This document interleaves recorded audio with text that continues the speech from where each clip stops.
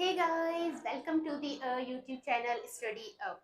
So today we will learn active passive voice. तो आज हम पढ़ने वाले हैं एक्टिव पैसिव वॉइस.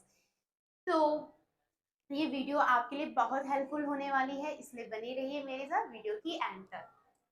सबसे पहले हम देखेंगे कि एक्टिव वॉइस होता क्या है. ठीक है. Tells us what a person or things does. The subject perform the action, verb on the subject. Example for यहाँ पे दिया गया है, आई टीच इंग्लिश. ठीक है, मैं इंग्लिश पढ़ाती हूँ. तो यहाँ पे सब्जेक्ट को क्या है, सब्जेक्ट को ज्यादा वैल्यू दी गई है. कौन पढ़ाता है इंग्लिश? मैं पढ़ाती हूँ. I teach English. ठीक है. Example for I sing a song. Simple बोल रही हूँ कि इसमें एक्टिव वॉइस में क्या होते हैं, जिसमें काम किसके द्वारा हो रहा है, सब्जेक्ट के थ्रू हो रहा है. ठीक है. जैसे कि मैं बोलूंगी I teach English, I drink water. Okay. अब हम देखेंगे कि पैसिव वॉइस क्या होता है. Tells us what is done to someone और something, the subject is being acted upon. अब यहाँ पे एग्जांपल दिया गया है. पहले हम इसका स्ट्रक्चर देख लेते हैं कि इसका स्ट्रक्चर होता क्या है. इसका स्ट्रक्चर होता है, इसमें आपका पहले सब ऑब्जेक्ट आ जाता है, देन वर्ब की थर्ड फॉर्म. जब आप एक्टिव से पैसिव वॉइस बनाते हो तो वहां पे वर्ब की कौन सी फॉर्म आती है, वर्ब की थर्ड फॉर्म वहां पे यूज होती है. ठीक है. वर्ब की थर्ड फॉर्म के बाद आपका आएगा subject. Example for English is taught by me. अब एक्टिव, इसका एक्टिव वॉइस क्या हो गया, आई टीच इंग्लिश. ठीक है, मैंने बोला आई टीच इंग्लिश, ये हो गया हमारा एक्टिव वॉइस. अब जब हम इसको ट्रांसलेट करेंगे पैसिव वॉइस में, तो इसमें इसका क्या हो जाएगा, English is taught by me. English is taught by me मतलब इंग्लिश किसके द्वारा पढ़ाई जाती है, मेरे द्वारा पढ़ाई जाती है. इंग्लिश मेरे द्वारा पढ़ाई जाती है, तो इसका हो जाएगा English is taught by me. तो यहाँ पे टीच की कौन सी फॉर्म आएगी, थर्ड फॉर्म आएगी. ओके.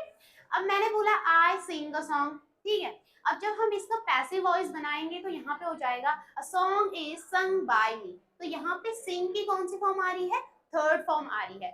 अब हम इसमें देखेंगे और भी एग्जांपल्स देखेंगे, क्योंकि ये है आपका प्रेजेंट टेंस में इसके present simple, present continuous and present perfect tense के सारे एग्जांपल्स दिए गए हैं ताकि आपको कॉन्सेप्ट क्लियर हो जाए. ठीक है.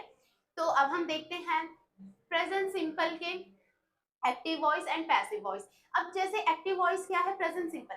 रूपा writes a letter. Rupa writes a letter. ठीक है, रूपा क्या करती है, एक लेटर लिखती है. तो इसका जब हम पैसिव वॉइस बनाते हैं तो इसका क्या हो जाएगा, a letter is written by Rupa. ठीक है. अब क्या हो गया, यहाँ पे वर्ब की थर्ड फॉर्म आएगी. पहला आपका ऑब्जेक्ट आ गया. पहले यहाँ पे देखो, रूपा क्या है, रूपा सब्जेक्ट है एंड लेटर क्या है, लेटर ऑब्जेक्ट है. गेटिंग.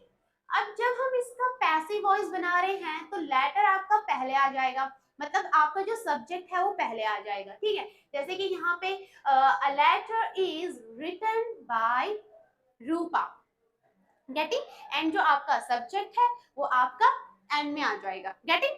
सो जैसे कि a letter is written by Rupa. अब दूसरा यहाँ पे girl clicks selfie. Selfie is click by girl.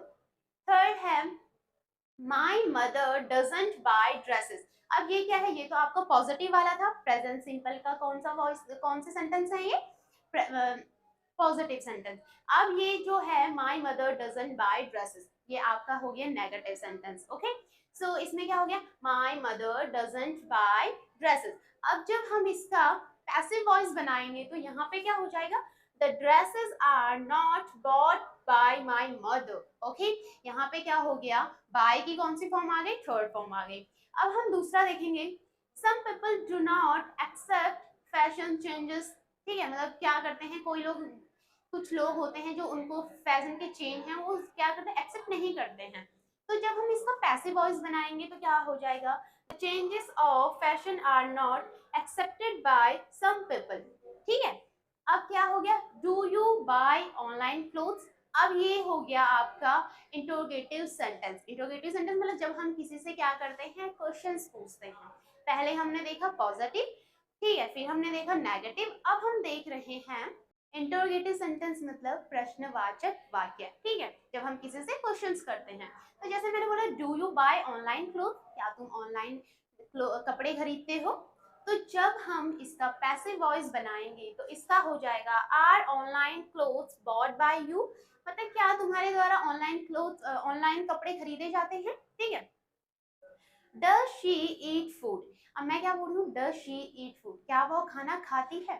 तो जब हम इसका पैसिव वॉइस बनाएंगे तो इसका हो जाएगा is food eaten by her, क्या उसके द्वारा खाना खाया जाता है, ठीक है। तो आई होप आप प्रेजेंट सिंपल से relative active voice and passive voice समझ गए होंगे। अब हम आगे देखेंगे प्रेजेंट कॉन्टिन्यूअस टेंस, ओके। अब हम इसका सबसे पहले देखेंगे एक्टिव वॉइस, अब इसको ट्रांसलेट कैसे करेंगे पैसिव वॉइस में, ठीक है।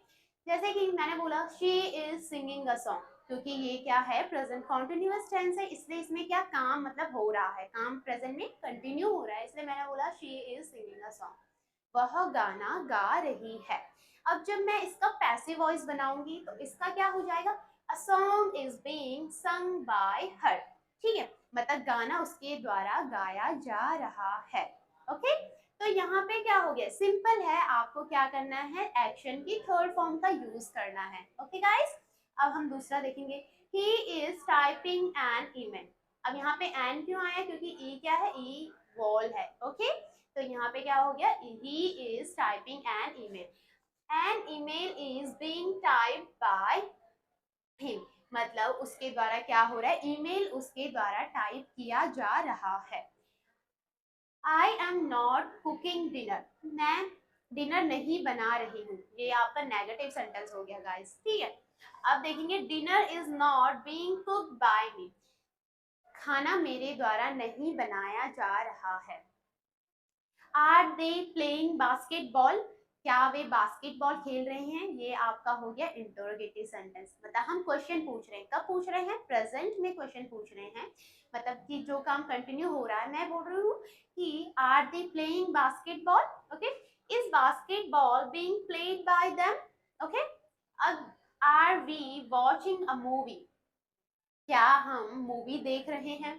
तो जब हम इसका पैसिव वॉइस बनाएंगे तो क्या हो जाएगा, is a movie being watched watched by us, यहाँ पे बाय अस हो जाएगा गाइस, ठीक है, कि मतलब क्या मूवी हमारे द्वारा देखी जा रही है। ये थे आपके प्रेजेंट कॉन्टिन्यूअस टेंस से related active and passive voice. अब हम आगे देखेंगे प्रेजेंट परफेक्ट टेंस, अब हम देखेंगे प्रेजेंट परफेक्ट टेंस से related active and passive voice, okay. So active voice क्या है, he has completed the work, वह अपना काम पूरा कर चुका है। ये क्या है, यहाँ पे हैज क्यों आ रहा है, हैज क्यों आ रहा है, क्योंकि ये क्या है प्रेजेंट परफेक्ट टेंस है, जो काम हमारा हो चुका होता है उसमें हम यूज करते हैं हैज, ठीक है, हैज एंड हैव। तो यहाँ पे क्या हो गया, he has completed the work. अब जब हम इसका पैसिव वॉइस बनाएंगे तो इसका हो जाएगा the work has been completed by him, ठीक है, उसके द्वारा कार्य पूरा किया जा चुका है, ओके। अब मैं बोलूंगी he has not completed the work, ये है आपका नेगेटिव सेंटेंस, इसमें क्या हो जाएगा कि उसने काम पूरा नहीं किया है। तो क्या हो जाएगा, इसका पैसिव वॉइस हो जाएगा the work has not been completed by him, okay. अब मैं बोलूंगी has he completed the work.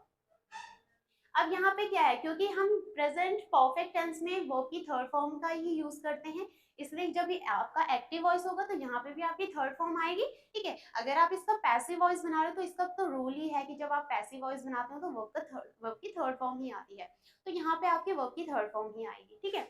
अब जैसे आप बोलोगे has the work been completed by him, तो ये है आपका पॉजिटिव सेंटेंस, ये है नेगेटिव एंड ये है interrogative sentence, okay. So, so I hope you have understood everything. If you have any kind of doubt, you can ask me in the comment section. Okay, thanks for watching.